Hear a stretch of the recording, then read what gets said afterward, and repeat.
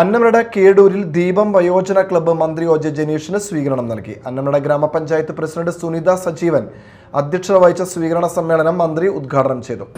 നമ്മുടെ ഈ ഗവൺമെന്റ് കടന്നു വന്നതിന് ശേഷം കേരളത്തിലെ ഏറ്റവും ആദ്യത്തെ ക്യാബിനറ്റ് യോഗത്തിൽ ഏറ്റവും ആദ്യം തീരുമാനമെടുത്ത ഫയലുകളിൽ ഒന്ന് അത് സംസ്ഥാനത്തിനകത്തൊരു വയോജനക്ഷേമ വകുപ്പ് തീരുമാനിക്കുന്നു, നടപ്പിലാക്കും എന്നുള്ള തീരുമാനമാണ്.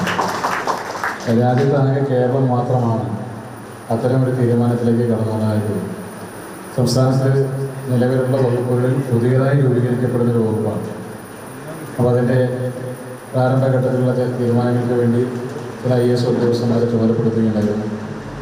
അതിനുശേഷമാണ് ആ വകുപ്പ് രൂപം കൊടുക്കുകയും അതിൻ്റെ പ്രവർത്തനങ്ങൾക്ക് തുടക്കം കൊടുക്കാൻ വേണ്ടുന്ന സമീപനമെടുക്കുകയും ചെയ്തത്. ഗ്രാമപഞ്ചായത്ത് vice president PD Jose, club president Ananthan, secretary Johny വിധേയത്തിൽ, പഞ്ചായത്ത് അംഗങ്ങൾ, വയോജന ക്ലബ്ബ് അംഗങ്ങൾ എന്നിവർ സംസാരിച്ചു.